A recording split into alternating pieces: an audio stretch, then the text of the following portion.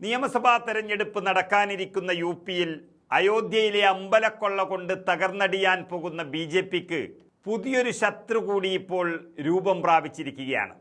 മൂന്നാമതും അധികാരത്തിലെത്താമെന്ന് കരുതിയിരുന്ന യോഗി ആദിത്യനാഥിന് അയോധ്യ അമ്പലക്കൊള്ള വലിയ തിരിച്ചടിയാണ് നൽകിയിരിക്കുന്നത്. അതിൽ സംശയമൊന്നുമില്ല. ആ വിഷയം പറഞ്ഞ് ഫലിപ്പിക്കുന്നതിന് മുൻപ് തന്നെ കോടിക്കണക്കിന് വരുന്ന ഹൈന്ദവ വിശ്വാസികൾ ചർച്ച ചെയ്യുകയും BJPക്കെതിരെ തിരിയുകയും ചെയ്തു എന്നുള്ളതാണ് പ്രതിപക്ഷത്തിൻ്റെ ഏറ്റവും വലിയ പ്രതീക്ഷ എന്ന് പറയുന്നത്.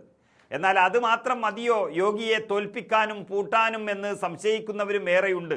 കാരണം യോഗി തന്നെയാണ് ഈ അയോധ്യയെ വീണ്ടും രൂപപ്പെടുത്തിയെടുത്തത്. അദ്ദേഹം തന്നെ കള്ളത്തരത്തിന് കൂട്ടുനിന്നു എന്ന് പറയാനുള്ള തെളിവുകളെല്ലാം യോഗി തന്നെ ഇല്ലാതാക്കുകയും ചെയ്യുമെന്ന് പലരും ഭയക്കുന്നുമുണ്ട്.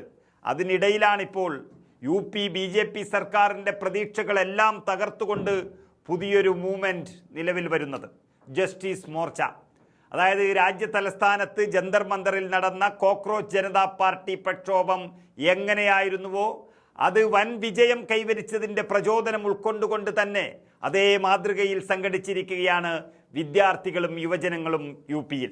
മോദി പിന്തുടരുന്ന അതേ നിയമങ്ങൾ, അതേ സ്വഭാവം എന്ന നിലയിൽ യോഗി ആദിത്യനാഥിനെ പൂട്ടിക്കെട്ടാൻ ഈ മോഡൽ സമരം വൻ വിജയം നേടുമെന്നാണ് രാഷ്ട്രീയ നിരീക്ഷകർ തന്നെ കണ്ടെത്തിയിരിക്കുന്നത്. വിദ്യാർത്ഥികളുടെ പ്രശ്നങ്ങൾ ഏറ്റെടുക്കാനായി ഉത്തർപ്രദേശിൽ യുവജനങ്ങൾ അങ്ങനെ ജസ്റ്റിസ് മോർച്ച രൂപീകരിച്ചു. ചോദ്യപേപ്പർ ചോർച്ച, തൊഴിലില്ലായ്മ, സർവകലാശാലകളിലെയും സർക്കാർ വകുപ്പുകളിലെയും ഒഴിവുകൾ നികത്തുക തുടങ്ങിയ ആവശ്യങ്ങൾ ഉന്നയിച്ചുകൊണ്ടാണ് പുതിയ സംഘടന രംഗത്ത് വന്നിരിക്കുന്നത്.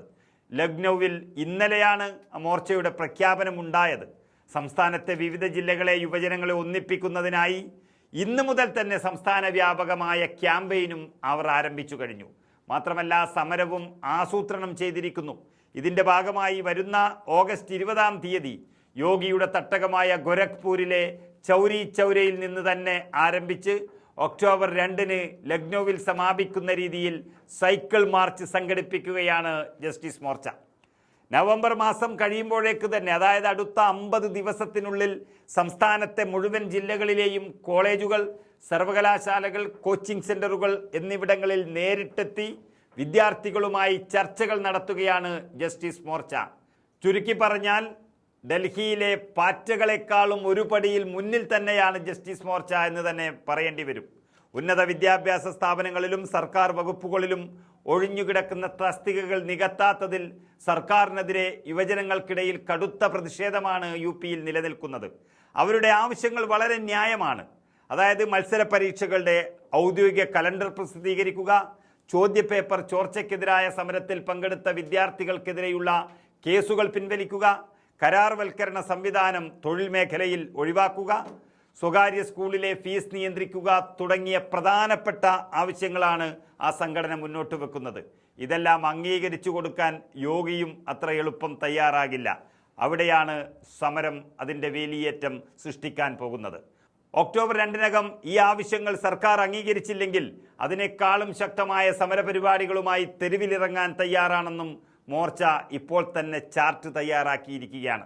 സംഘടന രാഷ്ട്രീയതര സ്വഭാവമുള്ളതാണെങ്കിലും വിദ്യാർത്ഥികളുടെയും വിദ്യാഭ്യാസത്തിൻ്റെയും മാത്രം വിഷയങ്ങളിൽ ഊന്നിക്കൊണ്ട് അവകാശങ്ങൾ നേടിയെടുക്കാൻ ഏതെങ്കിലും രാഷ്ട്രീയ പാർട്ടികളുമായും അവരുടെ വിദ്യാർത്ഥി സംഘടനകളുമായും കൈകോർക്കുന്നതിലും മടി കാണിക്കില്ല എന്ന് ജസ്റ്റിസ് മോർച്ച പറഞ്ഞിരിക്കുന്നു. ചുരുക്കി പറഞ്ഞാൽ യോഗി സർക്കാരിനെതിരെയുള്ള ഒരു സമ്പൂർണ്ണ പോരാട്ടമാണ് ജസ്റ്റിസ് മോർച്ചയുടെ ലക്ഷ്യം. അതിന് ഇന്ത്യ മുന്നണിയുടെ പിന്തുണ കൂടിയാകുമ്പോൾ യോഗിക്കത് താങ്ങാൻ അല്പം ബുദ്ധിമുട്ടേണ്ടി വരും. അഖിലേഷ് യാദവും രാഹുൽ ഗാന്ധിയും നേരിട്ട് നേതൃത്വം നൽകുന്ന UP നിയമസഭാ തെരഞ്ഞെടുപ്പിനെ യോഗി വിരുദ്ധതയുടെ ഒരു പോരാട്ടഭൂമിയാക്കാൻ ജസ്റ്റിസ് മോർച്ചയ്ക്ക് കഴിയുമെന്ന് ഉറപ്പാണ്.